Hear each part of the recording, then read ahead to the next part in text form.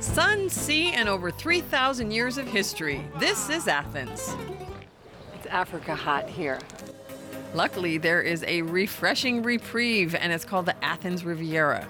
Just a 20-minute drive from the city center, this is where Athenians and I go to cool off. Let's go surfing. Which I have never done before, so this is how I'm going to start my perfect weekend in Athens. This is Vouliagmeni Beach, considered the jewel of the Greek Riviera. It gets about 300 days of sunshine per year, so it's a great place to enjoy the water. Konstantinos Oikonomidis works here as a windsurfing instructor and prepares the board for my first lesson. What are the main things I need to pay attention to? I've never done this before. So actually windsurfing is about the wind. So you have to be careful with the wind and also the balance. You have to be very good with your legs, working the legs up on the board, and to stay calm and stay all the thing with the seas, to stay calm and just enjoy the sailing, because windsurfing and sailing. Okay. Hey, I'm sailing. Sailing. So, let's go Takes behind me and sail where- behind. Well, I was sailing. This is harder than I thought. Very nice. I knew that was going to happen.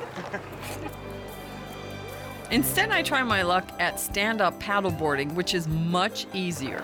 This is a great way to beat the heat. So for my activity tip, I recommend heading to the so-called Athens Riviera and perhaps taking a surf lesson or two, or even stand-up paddleboarding.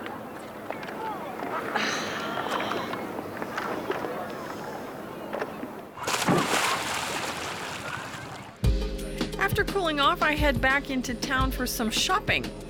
Athenians, even the four-legged ones, know how to stay cool in this heat.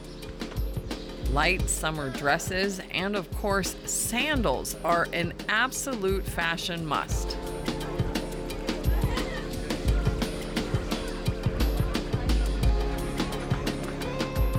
Athens' most famous sandal maker is Pantelis Melissinos.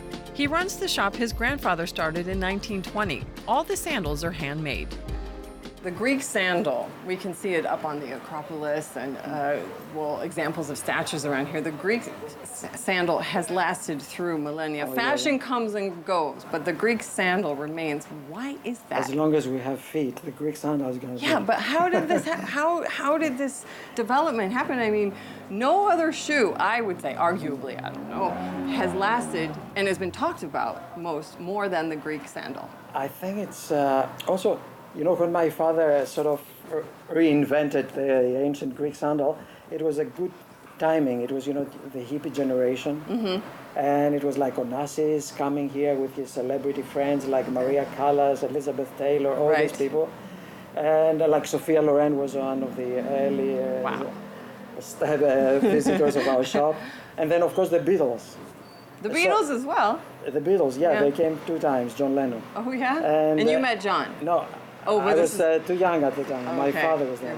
And so I think this sort of, it represents something that's like carefree, like gone with the wind. After talking so much about them, it's my turn to try on the Jackie O sandal, which fits like Cinderella's slipper. Pantelis adjusts every sandal to the customer's foot, paying close attention to detail. Yeah.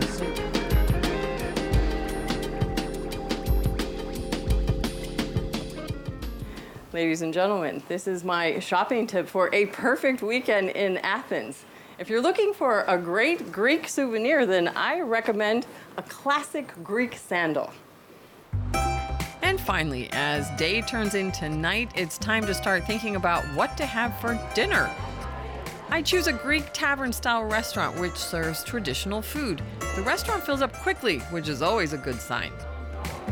The owner, Maria Soutou, is also the chef here and explains to me some of the ancient cooking methods she uses to prepare her meals. Maria is the owner here at the Klimataria.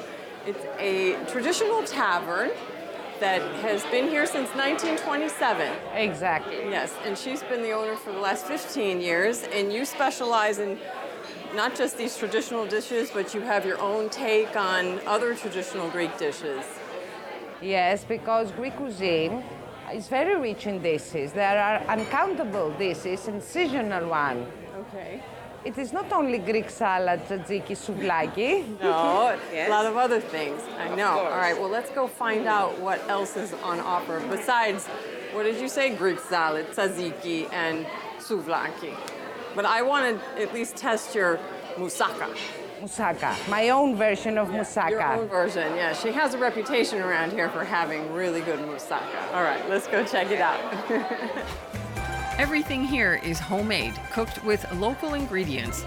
Maria's dishes reflect the traditional atmosphere of the restaurant. She always uses fresh produce and is always proud of the final result. Megan, you have to taste my own version of moussaka. Okay, what's different about your version? First of all, it's without bechamel cream. Bechamel cream is a French product, so I prefer the traditional way with cheese. Okay. And it is more rich in vegetables. So it's not as fattening because it doesn't have bechamel, or is it?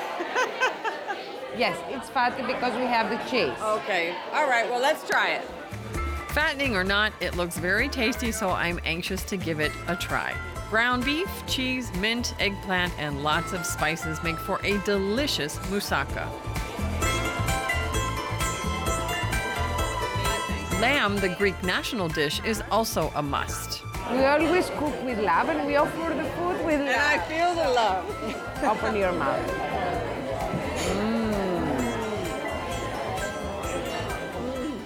The recipe is very simple. I'll tell you the details, and when you go back, I'm sure that you will cook that. Okay. Promise. The thing that Maria doesn't realize is that I don't cook. But I promise to make this dish. I promise. Yamas, yamas. Traditional Greek cuisine is my culinary tip for a perfect weekend in Athens. My second day here is all about the Acropolis. Perched high above Athens, it's over 3,000 years old and visible from almost every angle. Day 2 of my perfect weekend in Athens begins dedicated to this monumental structure and its history. The Acropolis Museum opened in 2009 and holds many treasures from ancient Greece. It's designed so you keep the actual Acropolis in view, but mind the rules. Don't touch the marble. Each figure here tells a story from Greek mythology. This collection, however, isn't complete. The museum's director explains to me where the missing pieces are. So here we are in the Acropolis Museum, right in front of the actual Acropolis. I'm with the professor and director of this museum, Dimitris Pantaramalis. Professor, tell me one thing. Why should I come here when that's right there? You are right. This is the real thing. Yeah. And what we have inside is, again, the real thing. Okay. I mean, on the top of the Acropolis rock, you can see the architecture, the original architecture. And here you can watch the original sculpture. Okay. Of course, it is a problem with the sculpture because half of the total is in the British Museum. Okay. But it is enough here to estimate the quality of the sculpture and to understand why the sculpture is so important. Professor Pandarmalis tells me that the dispute with the British Museum to get the remaining pieces returned has been ongoing for years. While he explains to me the history of this sculpture, I notice that he does something which no one else is allowed to do. You touched the sculpture. We're not allowed to touch it. My cameraman got in big trouble for touching one of the sculptures. I have the right to do that. The museum is built on an ancient Athenian neighborhood dating back to the 4th century BC. A penny for good luck in the 3,000-year-old well. Yay, I made it. Good luck for the next 3,000 years. Next up, I take the opportunity to visit the Acropolis itself. From this spot, I have a great view of the city, an ancient marketplace, and the temple of Hephaestus. And this is my culture tip, a visit to the Acropolis Museum, as well as a visit to the real thing. Later in the evening, I want to enjoy the view of the Acropolis again, so I head to the Electra Metropolis Hotel. Here you can get the best views of the Parthenon.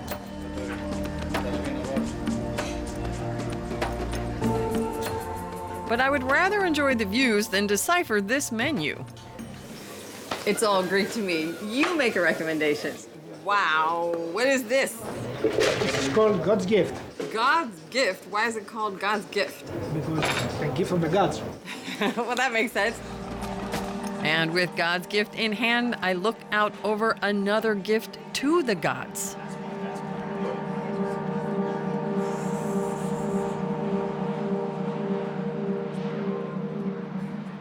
And this is my special tip for a perfect weekend in Athens, watching the sunset over the Acropolis from one of Athens' rooftop bars. And this wraps up my tour of the city, but join me again as I explore more exciting European destinations, and until then, it's happy travels.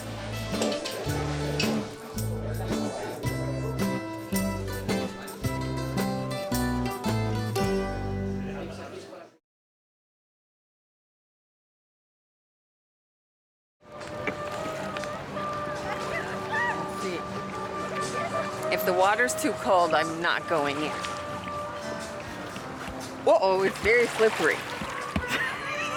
It's too slippery. Okay, well, I don't know if the water's cold or not. All right, let's go test it over here. Let's go. Now I'm all wet. I'm not having fun anymore. Can we please repeat this? Cut. Okay, so I learned the basics. Now I want to try the paddleboard. Okay, throw it down because we're gonna go across. Nice, very nice. Okay, I get down now. Okay, I'm rolling. Wait. This is also my special tip.